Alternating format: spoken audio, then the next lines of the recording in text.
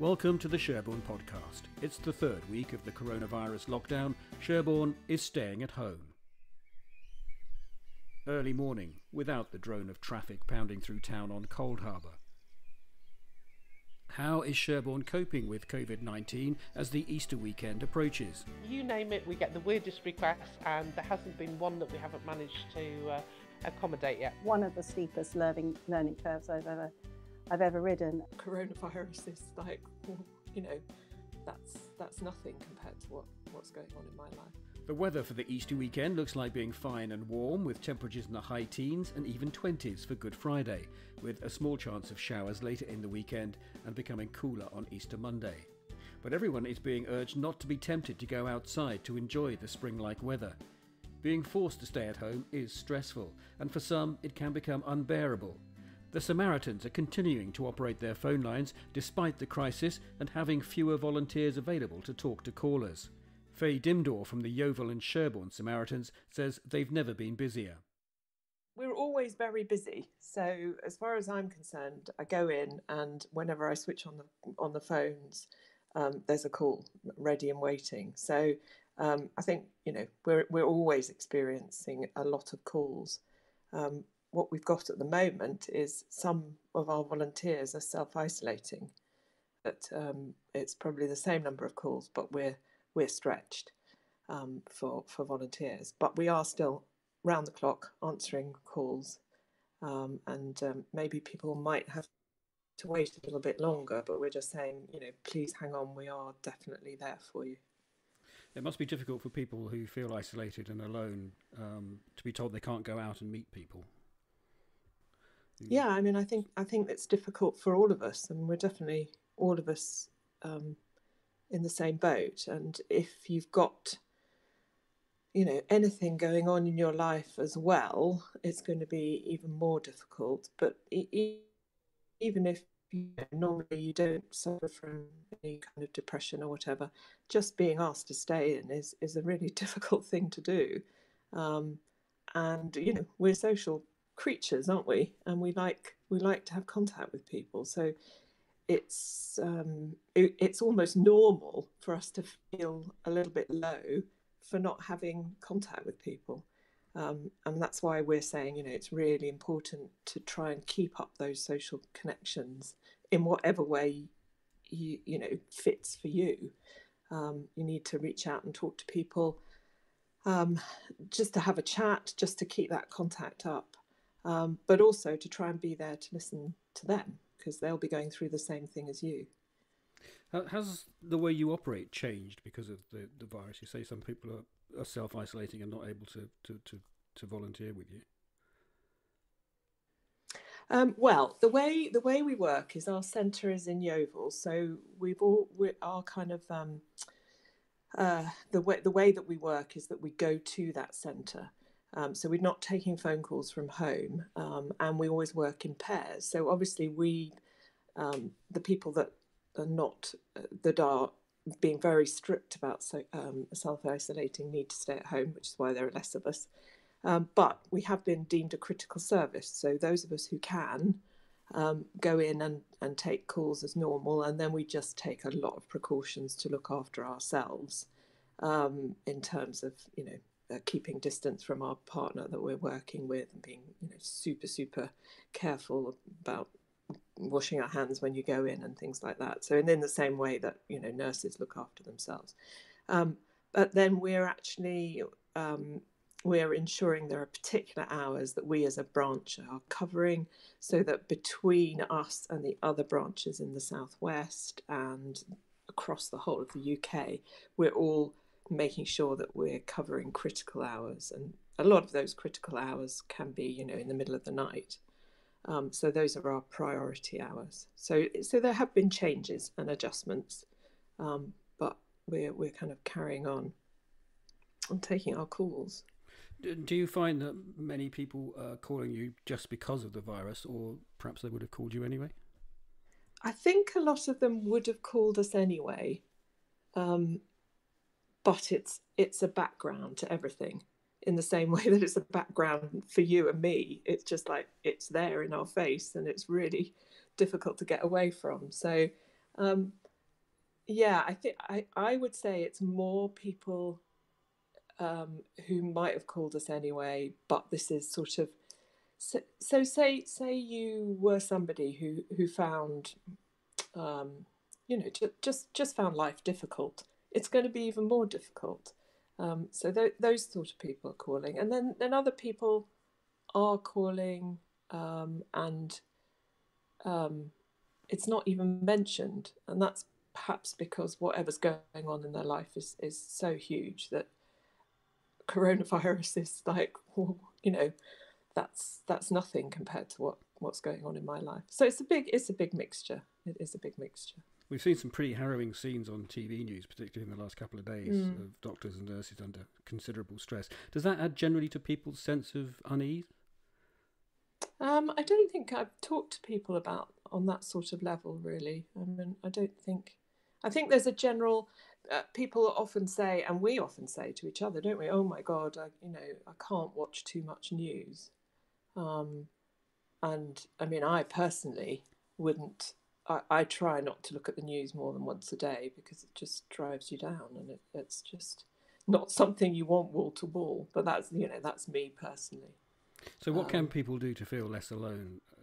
Well, I mean, we're sort of making various suggestions, and I think you've obviously got to do what works for you, because everybody's isolation is going to be slightly different, isn't it? I mean, you might be somebody who is literally isolated and completely on your own, or you might be trying to work from home and homeschooling, or you might be looking after somebody who's very vulnerable and elderly. So the amount of time, there's a lot of stuff going on about, oh, we've got so much time, but actually I think some people are finding it really, really difficult to find time. So I think it's about trying to find something that works for you. I think where you don't have a routine is really helpful. But the basics of that routine are things like sleep and eating, and those are the things that really, really important. But then there are the things that are just going to keep you sane, and that might be making sure at least once a day you have a phone call or a video link or something with somebody with the outside world, or a text with friends. And again, that can be very overwhelming. I mean, everybody's trying to reach out, and sometimes you need a little bit of a space within your day where you don't look at your phone and so on. So you might decide that actually my day needs a quiet moment where there isn't any contact. So it might be the opposite of reaching out. So try to find what's right for you. I think the other thing is, I think we've become sort of shrunk down to our locality in a quite positive way.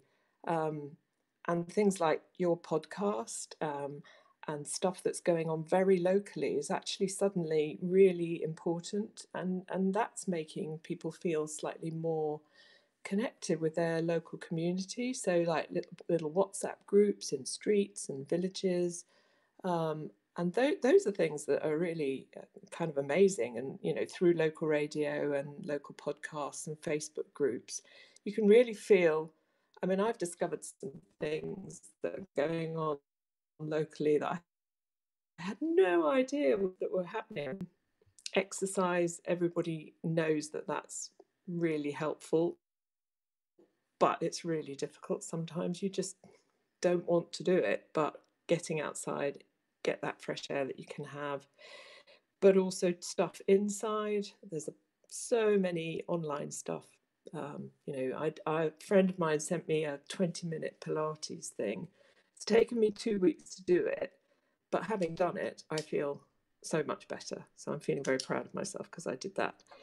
But equally, I mean, the thing that I feel really strongly about, and I would say to any caller, was to be kind of kind to yourself, because you're not always going to manage to do this, to make your routine or to do your exercise.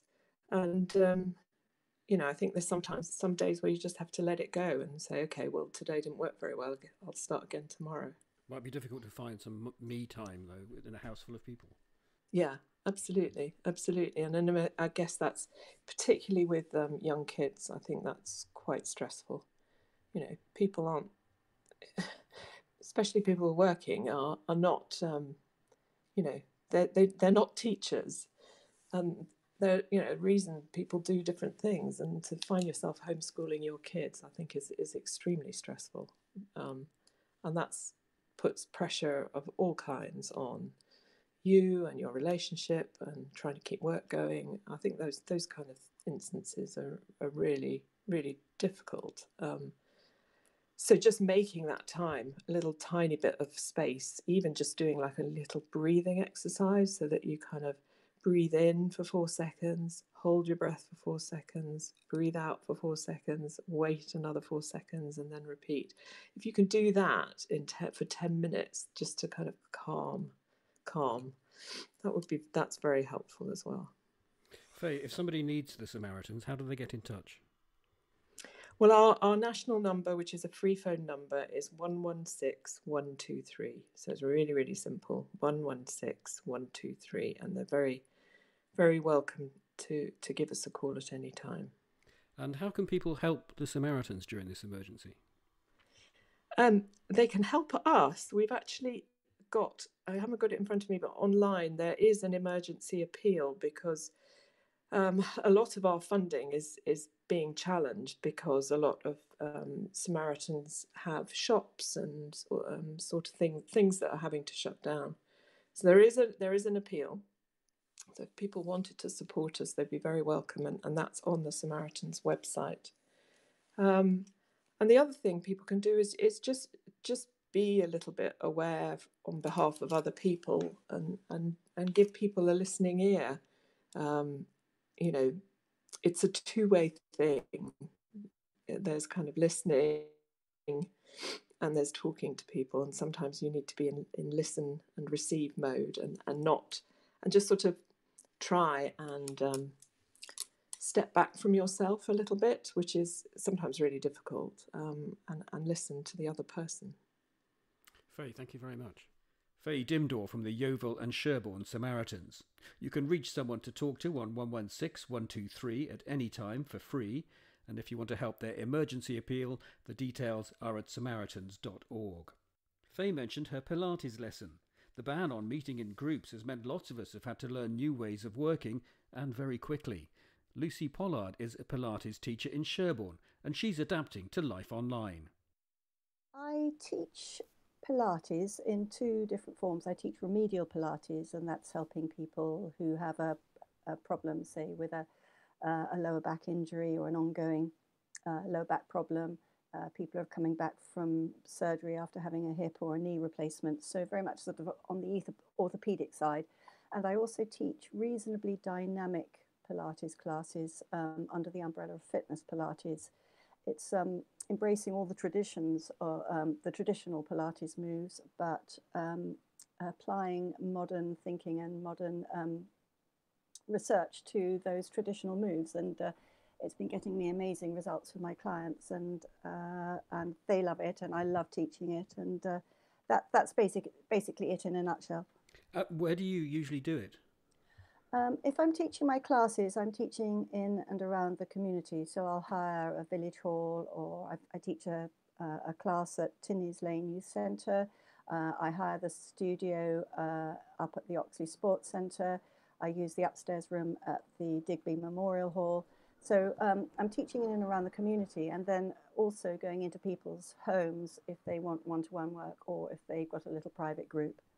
So very much based on personal contact, face-to-face? Very, very much so, yes. And it's a word-of-mouth business for me.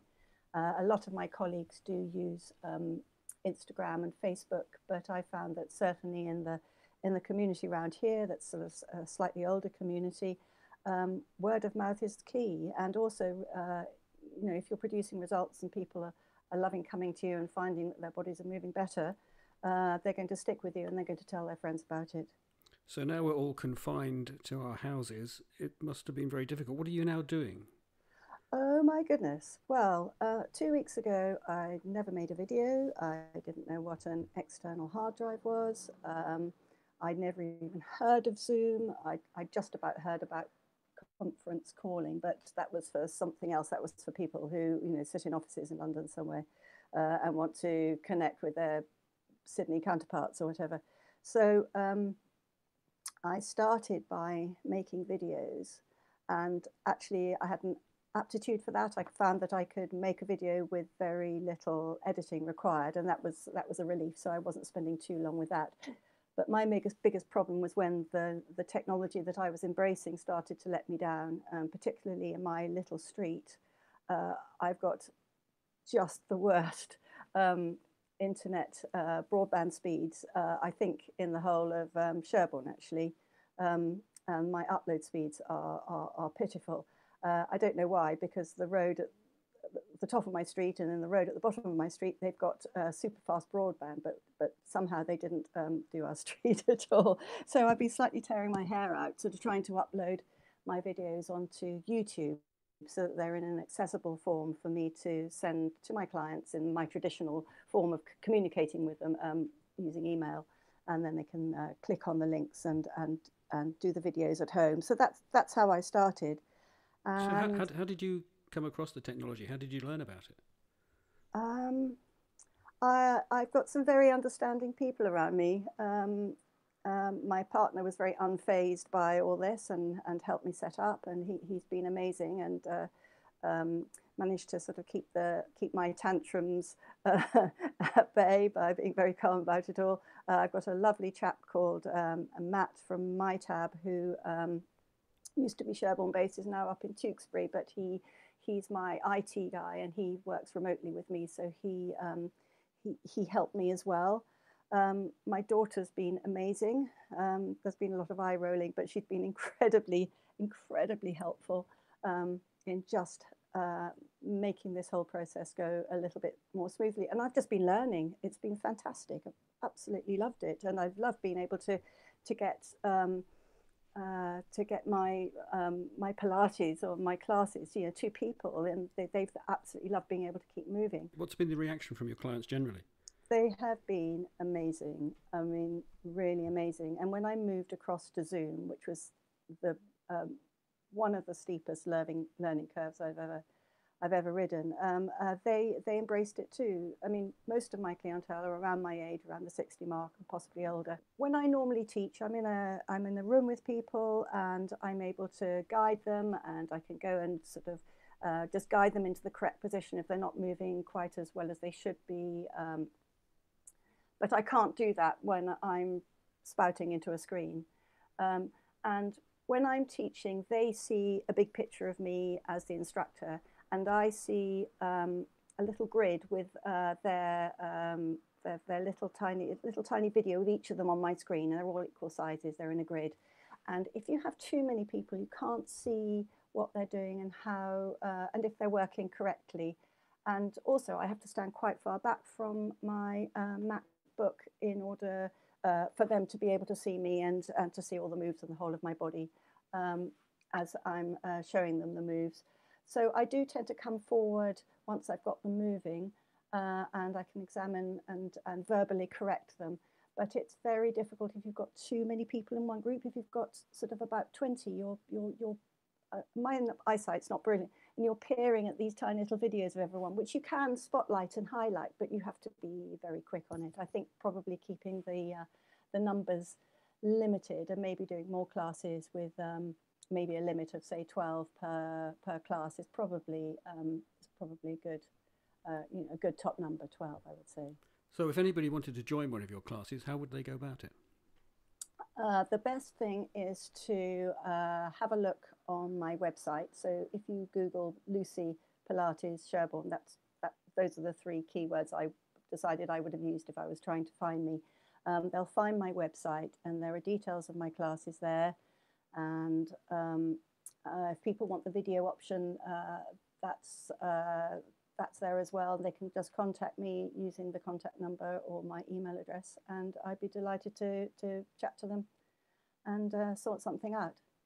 I think a really important part of all this is being able to maintain people's sense of community, because we have to self-isolate, because when we walk down the street and you see somebody, you have to cross over to the other side.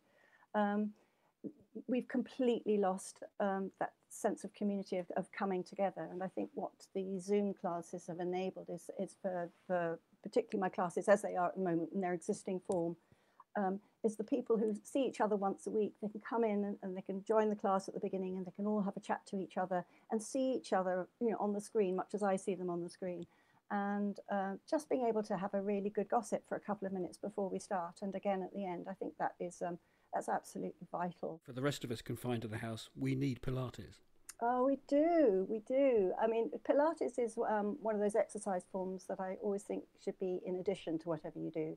I mean, I have a chaps class on a Saturday morning, and again, I've taken this one online, and they've a lot of them have come along, and they've struggled a bit with the technology. Some of them are way ahead of me on the technology because they use Zoom for their meetings. Pilates actually all started from somebody in an internment camp, so not unlike what we're experiencing now. You have been doing your homework. Yes, it's a chap called Joseph Pilates, who was a German national, and he was interned on the Isle of Man during First World War, and devised a series of 35 basic exercises that he did in his cell. And those are still the 35 basic mat exercises that we Pilates teachers use now. I mean, there's been a lot of research into how the body works since since he devised them. And this is the First World War that he devised them. So they've really stood the test of time. And quite appropriate for what we're going through now. And so appropriate for what we're going through now. Actually, I do laugh a little bit because I do have one of the smallest houses in town, and just having to sort of shift furniture and make the space so that I can move. It really concentrates the mind. But it is the moves are sort of the test of time, and I've done a lot of courses over and above the traditional Pilates moves that have helped me understand better how the body works. I've done a lot of orthopedic courses so that I can help people coming back after injury or after surgery. And I do get people coming to me from physios, or physios referring people to me if they need remedial work, and just to get their bodies and their limbs and their joints and their muscles stronger and fitter and more flexible again. So do you think there's an online future for you?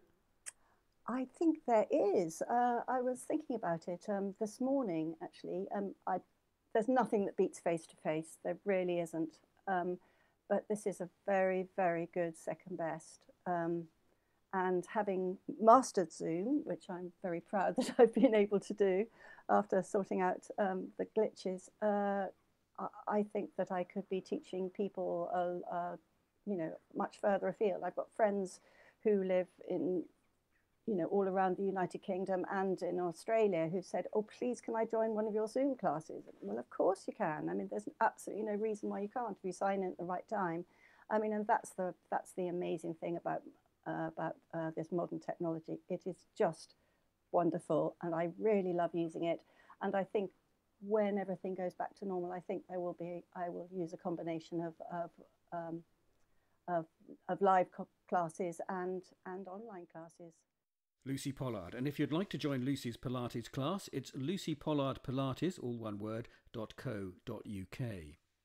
This is the Sherborne Podcast and how Sherborne is coping with COVID-19. Next, an update on how Sherborne's independent businesses and our neighbours working together through the Sherborne Viral Kindness Group are coping with coronavirus 3 weeks into the crisis.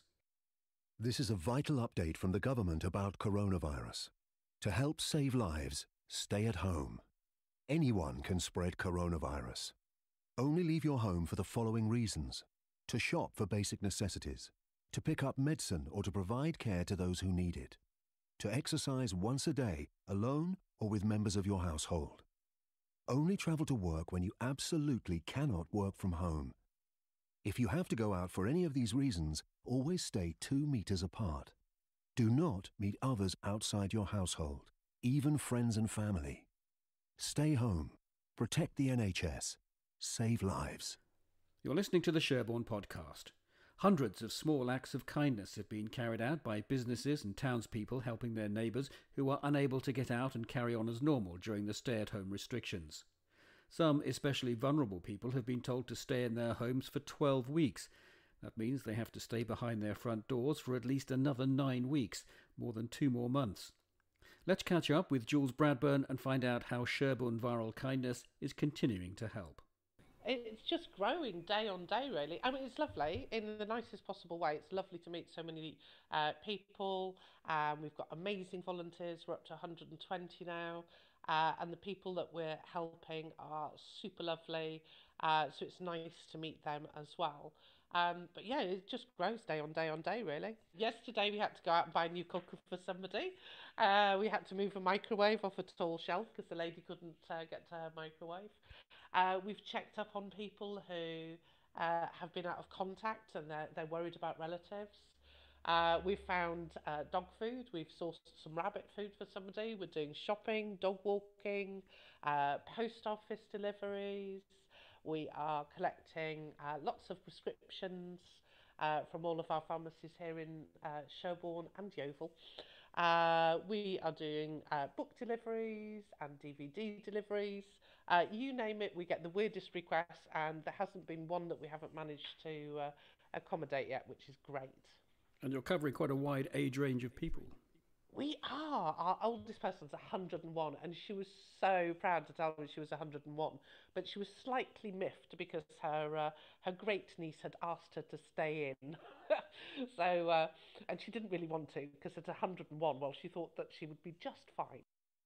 Will you be able to operate the kitchen over Easter? Yeah, we've got a big delivery on Friday. So Friday we're delivering Easter Friday food and then chilled food to cover the weekend. So we've got over 400 items going out on Friday, which is just incredible. And you had a specific appeal for Easter. Oh, yes, please. I think there are going to be a lot of people missing relatives and friends and the usual Easter get-togethers. So we would like to just put a little smile on people's faces if that's possible. Just a plea for Easter eggs or a bunch of daffodils, just so we can pop those in the boxes on Friday morning would be amazing. So if those could be delivered to number 2 Westbury, opposite the pastime shop, then we will make sure that those go out in people's Easter boxes on Friday. And when last we spoke, you were raising money on a GoFundMe appeal for the community kitchen. You'd set a target of £5,000. How's that going? Amazing. We're at £6,000 already. We've changed our target to £10,000 because we're now doing 350 meals a week. So we want to be able to keep that going for as long as possible. I genuinely don't believe we're going to be out of lockdown next week. I think we'll be continuing for some time to come. So the GoFundMe page is still live, and even if it's just £1, it helps towards a warm meal for a vulnerable person here in Sherborne or in the surrounding villages, and it's really gratefully received. And you're not just helping the people who you're providing the food for, you're actually using local suppliers, so that's helping them with their business at this critical time. I can, Mr. Parsons, the butcher, they have just been incredible. We had, they made us some sausages that went out, and I've never had so many people contact us and tell us how delicious their dinner had been. I was absolutely thrilled. But yeah, absolutely, we've got to look after our local businesses, so we're using local suppliers. Our eggs are local, our meat is all local, we're using our local grocer for our vegetable supplies, we're using Hunts for some of the other dried goods, things like pasta and rice that we're using. And we had an incredible donation from a business that's yet to open in Sherborne, a delicatessen called Ingredients. They're moving in just next to Lloyd's Bank. And sadly, they weren't able to open as anticipated because of the lockdown.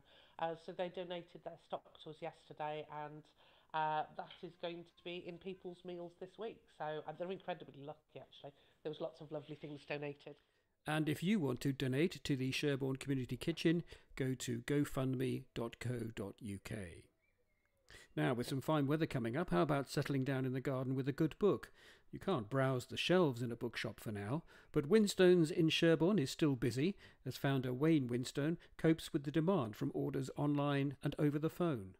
We opened Sherborne in 2012 and Sidmouth 2014 and Frome in 2016. What I wanted to achieve is to have a range of books carefully curated and completely targeted towards the local town, so it wouldn't be like a range that you have in a chain bookstore. It's reflective of people's tastes, what people are asking for, and what people would like to see in the shop. So that was the idea to start with. So the three shops are closed. The phones from the other two shops and the emails are forwarded to this shop. So we had taken orders from East Devon and Somerset, as well as the town here as well.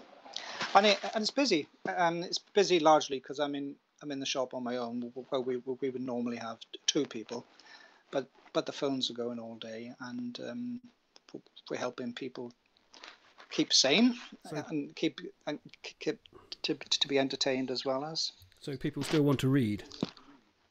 They do want to read, and the range of books that they would like is quite diverse. So it's home learning titles for the young ones, novels.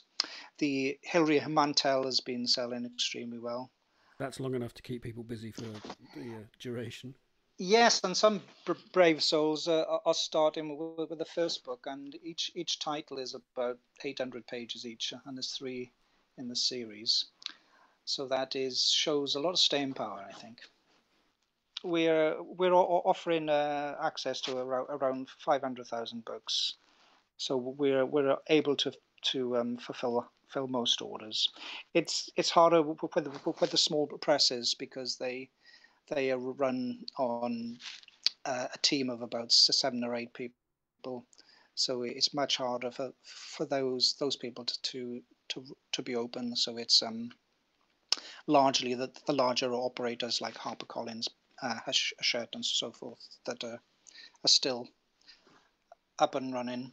How do people order books from you now then, at the moment? Well, you can order through email or give us a call, and we're also posting purchasing ideas on Facebook, Twitter, and Instagram, because new titles are still coming through, and some people can pick up from the shop as well if they happen to be in town. So we do that by leaving the book outside, so they tap on the window, and then we hand the book to them, so that we keep our social distancing. And have you got any recommendations that people should be reading while they're staying at home over the Easter bank holiday? If you're in for the long haul, obviously Hilary Mantel, the Wolf Hall, which was the first book, and then Bring Up the Bodies, the second, and Mirror and the Light. That's going to keep you busy for quite some time.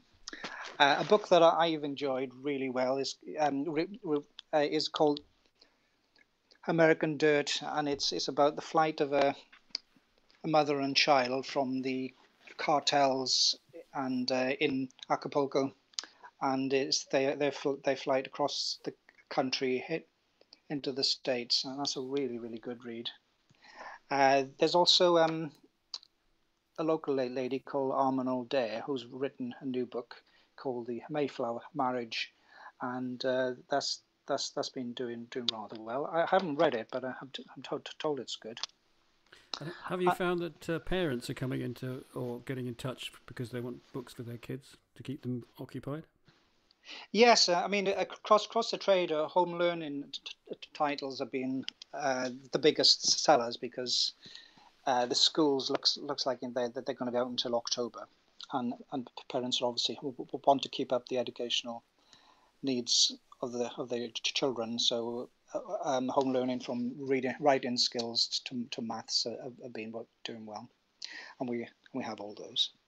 Winstone's bookshop is at the top of Cheap Street. You can order online at winstonebooks.co.uk or call the shop on 01935 816 128.